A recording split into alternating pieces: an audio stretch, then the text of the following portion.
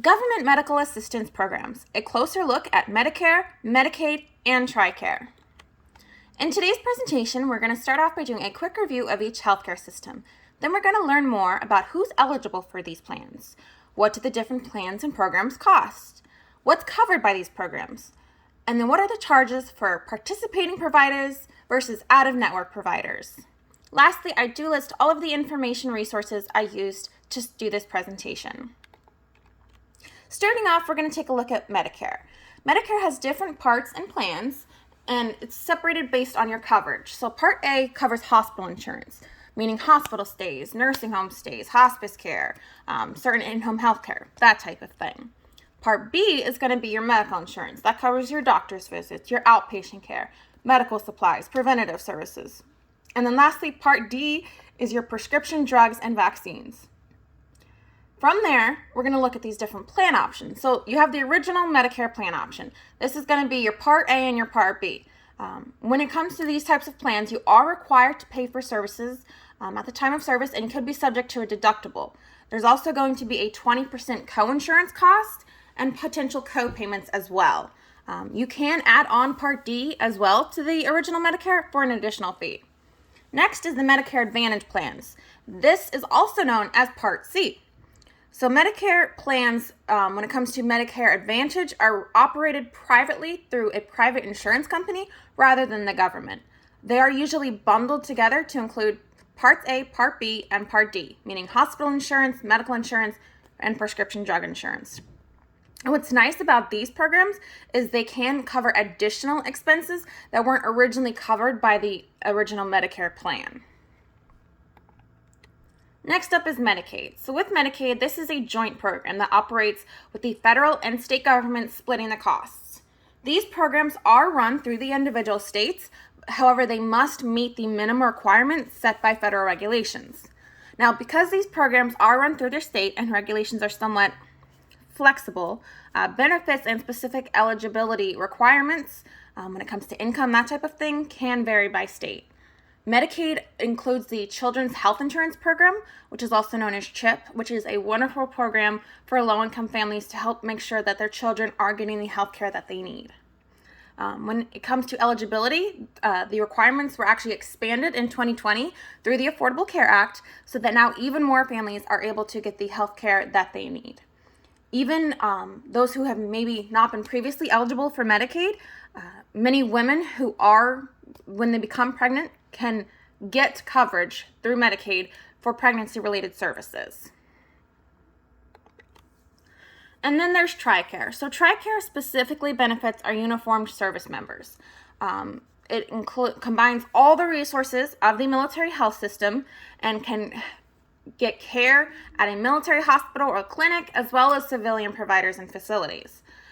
So it's nice with this because it also covers things for the Medal of Honor recipients, the National Guard, the reserves, things like that.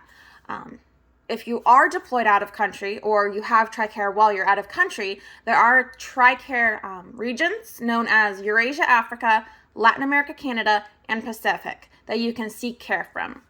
When it comes to the plan types, there are currently 12 plans available, and which one you may be eligible for is all going to depend based on the role you or your qualifying family member served in the military. So just a quick recap of these eligibility requirements. So each program here we're looking at is designed to meet a specific need in our country. Medicare, for instance, is geared for our older citizens. Anyone age 65 and over qualifies for Medicare regardless of income. There are also people who may have certain disabilities, such as ALS or end-stage renal failure. They can qualify for Medicare as well if they receive Social Security or disability benefits. Some people who qualify for Medicare can actually also qualify for Medicaid. When looking at Medicaid, however, this program is geared more towards low-income families, so people who may not be able to afford health care otherwise. These, again, are operated through the state, and they're geared to help the families, the pregnant women, the children. You can also qualify, again, if you are on disability and receiving Social Security benefits. And then lastly is the TRICARE program. that is the one that's geared to help our uniformed service members, our active duty, our National Guard, our reserves. Like we said, Medal of Honor recipients, people who have been disabled and can no longer serve in the military due to that disability. All of those people are or could be eligible. The goal with each one of these programs is to just help ensure that everyone in our country can have access to our healthcare regardless of their situation. Next, we're going to be getting into costs and charges. So when it comes to Medicare, again, we know there's breaking up into different parts. So based on which part you are part of can determine what you're looking at paying. So Part A is typically premium free. You typically don't have to pay for that.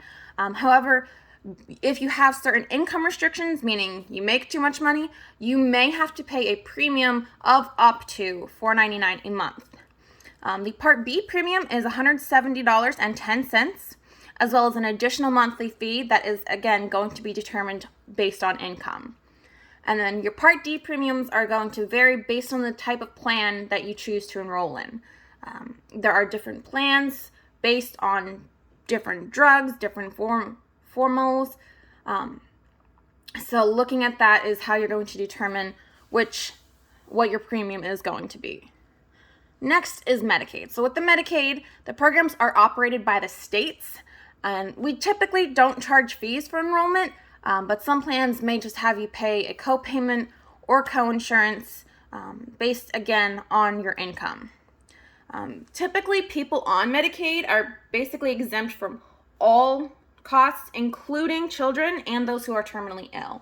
I know specifically with the CHIP program run through Pennsylvania, when I was young, I had CHIP coverage, and my mom never had to pay a dime for any of my healthcare expenses, which was truly a blessing for our family.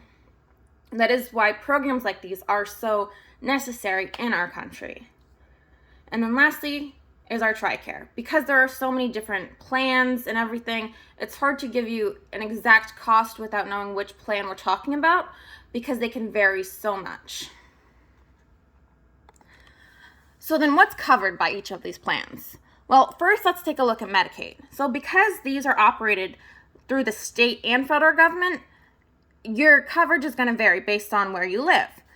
Specifically, each program in each state has to meet certain requirements, meaning they have to cover inpatient and outpatient hospital services, certain long-term care, including nursing homes, home health services, that sort of thing.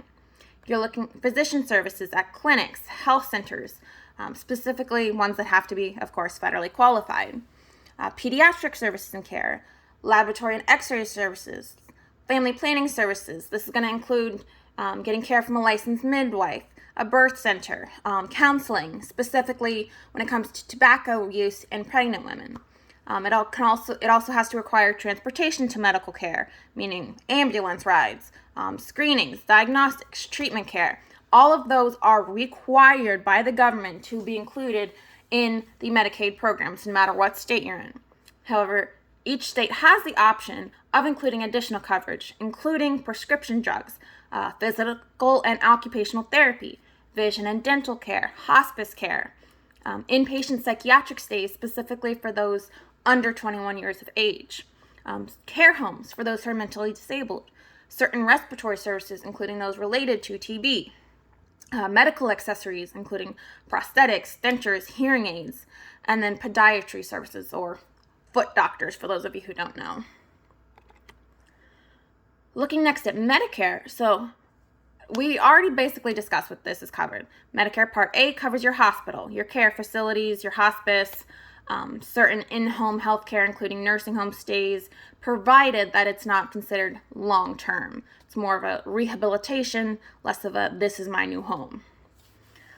Part B, again, covers preventative services. We're looking at screenings, vaccines, as well as immediate need services, meaning ambulance ship, your short-term inpatient care, your doctor's visits.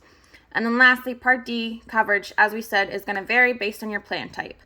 The drugs covered in each plan are determined using a formulary. So different plans will cover different drugs, so that way, no matter what drug it is you need, you can get the plan to get the drugs you need.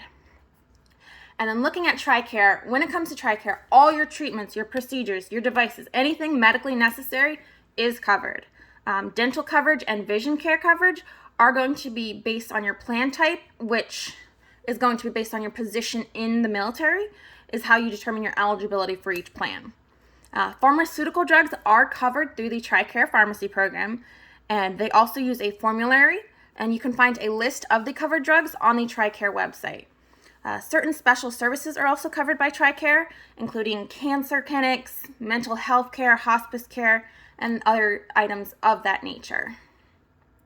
So now that we know what's covered, what isn't covered?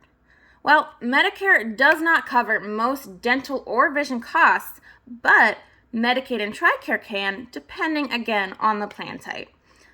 None of these are going to cover anything not considered medically necessary, like cosmetic surgery, acupuncture, that sort of thing, experimental treatments, elective treatments and therapy. None of that's covered. It's not medically necessary, it's not covered.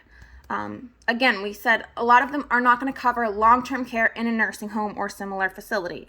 Some of them are not going to cover your medical devices like hearing aids, blood pressure monitors, dentures, that type of thing. And then lastly, exercise equipment and program. I don't know any health insurance that covers that type of thing, but